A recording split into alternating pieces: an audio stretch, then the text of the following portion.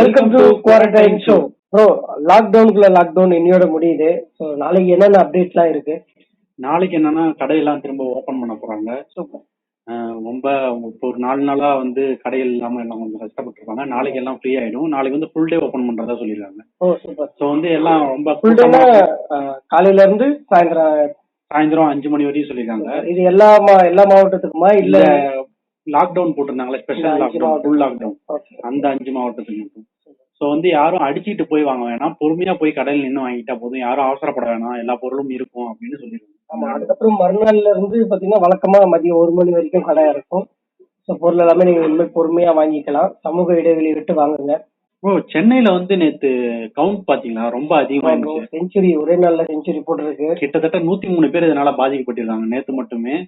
இப்ப வந்து சென்னை மக்களுக்கு வந்து கொரோனானால நிறைய பயம் வர ஆரம்பிச்சிருக்குது.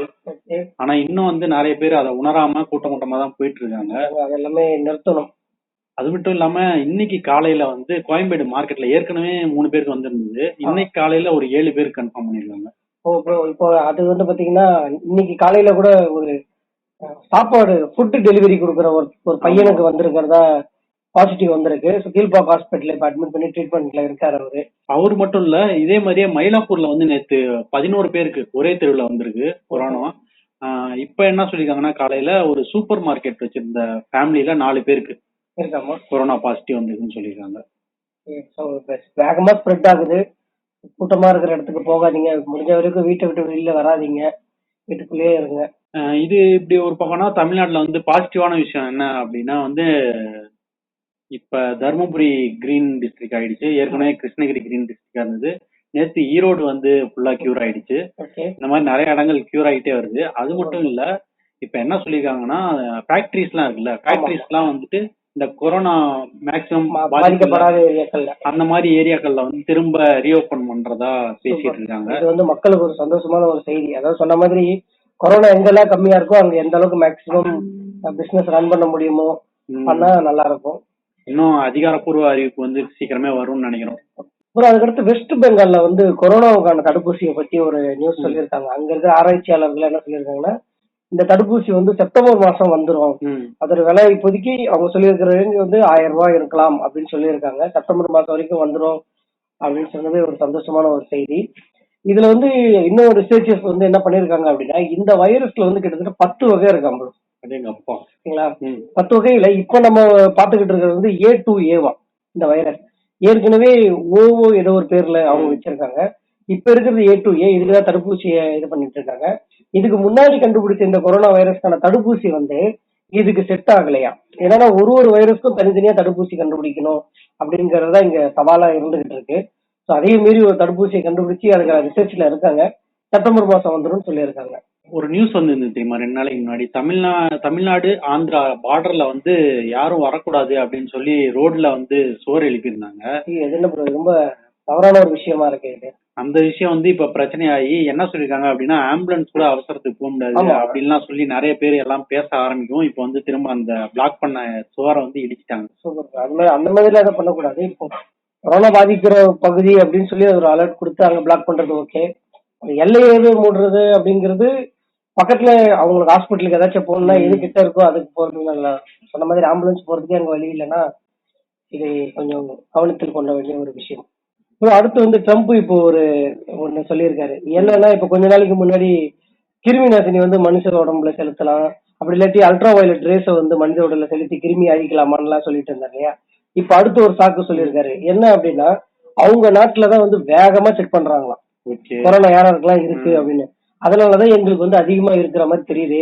மத்த நாடுகள்லாம் பார்த்து நீங்க இன்னும் வேகமா செக் பண்ணலடா அப்படின்ற மாதிரி சொல்றாரு. ஆனா அங்க இறப்பு விகிதம் உள்ள அதிகமாயிட்டே போகுது. மற்ற நாடுகளை கம்பேர் பண்ணும்போது அது டபுள் மடங்கா மேல இருக்கு. ஆமா, இப்ப அதுக்கு என்ன நியூஸ் என்ன சொல்லுவாருன்னு தெரியல. மனோ, இந்த எஜுகேஷன் சிஸ்டம் இருக்குல்ல, அதுக்கு என்ன பாச்சுன்னே தெரியல. இப்ப கொஞ்ச நாளைக்கு முன்னாடி வந்து பாத்தீங்கன்னா 5வது 6வது படிக்கிற பசங்களுக்கு பப்ளிக் எக்ஸாம் அப்படின்னாங்க. இன்னைக்கு அவங்க எக்ஸாமே இல்லாம பாஸ் ஆகிட்டாங்க. அடுத்து வந்து பாத்தீங்கன்னா நீட் எக்ஸாம்னு ஒண்ணு கொண்டு வந்தாங்க. அடுத்தடுத்து என்ட்ரன்ஸ் எக்ஸாம் அப்படின்லாம் கொண்டு வந்து மாணவர்களுக்கு தொடர்ந்து ஒரு ஷாக் கொடுத்துட்டே இருந்தாங்க இல்லையா. இன்னைக்கு லேட்டஸ்ட் ஷாக் என்ன அப்படின்னா, ஆர்ட்ஸ் அண்ட் சயின்ஸ் இருக்குல்ல, அந்த இதுக்கும் வந்து என்ட்ரன்ஸ் எக்ஸாம் வைக்கணும் அப்படின்னு சொல்லி இன்னைக்கு ஒரு அறிக்கை கொடுத்துருக்காங்க. மாணவர்களோட கல்வி தரத்தை வந்து எத்தனை தடவை அவங்க உறுதிப்படுத்துவாங்கன்னு தெரியல. ஏற்கனவே வந்து 10th பண்ணிடுறாங்க, 12th பண்ணிடுறாங்க. அதுவும் இல்லாம எதுக்கு என்ட்ரன்ஸ் தெரியல. 12th மார்க் வச்சுதான் ஏற்கனவே வந்து காலேஜ்ல சீட் கொடுத்துட்டு இருந்தாங்க. அதே வந்து ஃபாலோ பண்ணாலே எந்த பிரச்சனையும் இருக்காது. ஸோ புதுசா இது எதுக்காக கொண்டு வர்றாங்கன்னு ஒன்றும் புரிய மாட்டேங்குது. இல்ல கல்வியை வந்து மாணவர்கள் வந்து கொஞ்சம் என்ஜாய் பண்ணி படிக்கணும் அப்படின்ற ஒரு இதுவே இல்லாம போயிருச்சு. ஏற்கனவே நம்ம நாடு வந்து எஜுகேஷன் சிஸ்டம்ல பசங்க மேல ஏகப்பட்ட ப்ரெஷர் இருக்கு. இப்ப இது வேற ஒண்ணு இருக்கு. கல்வியை பார்த்து பயந்து ஓடுற மாதிரியான நிலையை உருவாக்கிட்டு இருக்காங்கன்னு நினைக்கிறோம். இப்ப அடுத்து வந்து இன்னொரு ஷாக்கிங் நியூஸ் என்ன அப்படின்னா, கிட்டத்தட்ட 68,000 கோடி கடனை வந்து தள்ளுபடி பண்ணியிருக்கு மத்திய அரசு. யாருக்கு அப்படின்னா விவசாயிகளுக்கு கிடையாது, தனிநபருக்கு கிடையாது, ஒரு தொழிலாளர் கிடையாது. எல்லாமே பெரிய பெரிய நிறுவனங்கள் எல்லாம் 1000 கோடி 2000 கோடி கடன்கள். மொத்த மதிப்பு வந்து 68,000 கோடி. ஏற்கனவே வங்கிகள் எல்லாம் வந்து ரொம்ப நிதி சிக்கல்ல இருக்கும்போது இப்ப இந்த ஒரு அனௌன்ஸ்மெண்ட் வந்திருக்கு.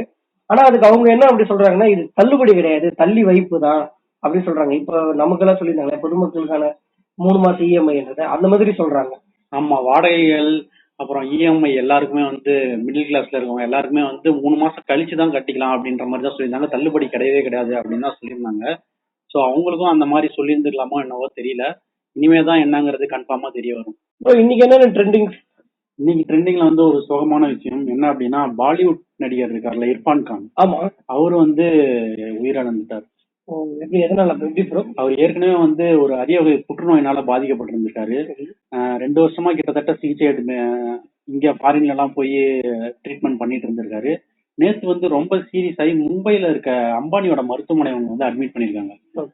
அப்ப வந்து எதுவுமே பண்ண முடியல, சிகிச்சை பலனின்றி ஐசியூல தான் வச்சு பாத்துருக்காங்க. அவங்க ஃபேமிலி எல்லாம் கூட இருந்திருக்காங்க கடைசி நேரத்துல. வருத்தமான ஒரு செய்தி தான். ஒரு நல்ல நடிகர், என்னன்னா இவர் எப்படி மறக்க முடியாது. லைஃப் ஆஃப் பை படத்துல எல்லாமே ஒரு லீட் கேரக்டர். இங்க இருந்து இந்திய சினிமால இருந்து ஹாலிவுட் போனதுல ஒரு சிலர் தான். அதுல இவர் ஒருத்தர். ஸ்பைடர்மேன், ஜுராசிக் பார்க் படத்துல வந்து முக்கியமான ரோல், ரொம்ப முக்கியமா ஆஸ்கார் வாங்கின ஸ்லம்டாக் மில்லியனர் படத்துலயும் அந்த கேரக்டர் பண்ணிருப்பாரு. சூப்பரா இருக்கும். சோ இப்ப அவருடைய இடத்த யார் ரீப்ளேஸ் பண்ணுவாங்கன்றது கேள்விக்குறியா தான் இருக்கு. நிறைய திரை பிரபலங்கள்லாம் வந்து இவருக்கு ரொம்ப சோகமா அஞ்சலி செலுத்தி ட்வீட் எல்லாம் போட்டுட்டு இருக்காங்க. அதான் ஃபுல்லா இப்ப ட்விட்டர்ல போயிட்டு இருக்கு. நம்மளும் வந்து இரங்கல்களை தெரிவித்துக் கொள்வோம். அப்புறம் இன்னைக்கு வந்து ஆக்ட்ரஸ் ஓவியாக்கு பர்த்டே. அவங்களுக்கு வந்து நம்ம விஷஸ் சொல்லிடுவோம். Happy birthday Oviya. இந்த வருஷம் பர்த்டே வந்து அவங்களுக்கு வந்து ரொம்ப சிறப்பா அமைஞ்சு நிறைய படங்கள் பண்ணணும். ஓவியா ஆர்மி மறுபடியும் வெளியில வரணும். அப்புறம் நேற்று வந்து சூர்யா ஒரு ஸ்டேட்மெண்ட் கொடுத்திருந்தாரு பார்த்தீங்களா, அதாவது ஜோதிகாவுக்கு ஃபுல் சப்போர்ட்டா நான் இருப்பேன், எந்த காரணத்துக்கும் நான் வந்து விட்டு கொடுக்க மாட்டேன் அப்படின்னு சொல்லியிருக்காரு. ஆமா, ஜோதியாவோட கருத்துல வந்து நாங்க இன்னமும் ஸ்ட்ராங்கா தான் இருக்கோம். எங்க பிள்ளைங்களுக்கு வந்து மனிதம் தான் முக்கியம் அப்படிங்கறத சொல்லி கொடுப்போம் அப்படின்னு சொல்லியிருந்தாரு. என்ன அப்படின்னா, இந்து மதத்தை அவமதிச்சுட்டா சொல்லி அவங்கள வந்து நிறைய பேர் வந்து திட்டி பதிவு போட்டுட்டு இருந்தாங்க சமூக வலைதளங்கள்ல. அதுக்கு வந்து பதில் அளிக்கிற விதமா தான் வந்து நேத்து சூர்யாவோட அறிக்கை வந்து வெளியாகி இருந்தது. அதுல வந்து ஸ்டார்டிங்கே அன்பை விதைப்போம்னு சொல்லி தான் போட்டிருந்தாரு. ஸோ அது வந்து ட்விட்டர்ல அந்த ஹேஷ்டேக் வந்து பயங்கரமா நேற்று ட்ரெண்ட் ஆயிட்டு இருந்துச்சு. நிறைய ஜோதிகாவுடைய கருத்துக்கு பல எதிர்ப்பு இருந்தாலும் நிறைய பேர் ஆதரவு கொடுத்திருந்தாங்க. ஜோதிகா சொன்னதுல எந்த தப்பும் கிடையாது அப்படின்னு சொல்லி. ஆமா, இந்த நியூஸ் பயங்கரமா ஒரு பக்கம் போயிட்டு இருக்கும்போது நேற்று நைட்டு வந்து இதை பார்த்துட்டு விஜய் சேதுபதி வந்து அந்த அறிக்கையை எடுத்து வச்சு அவரோட ட்விட்டர் பேஜ்ல வந்து சிறப்பு அப்படின்னு சொல்லி கேட்டு எல்லாருமே அதுக்கு சப்போர்ட் பண்றாங்க. ஓகே, அடுத்து ஷோவோடைய எண்டுக்கு வந்தாச்சு. நெக்ஸ்ட் நம்ம பார்க்க போறது மீம் ஆஃப் த டே.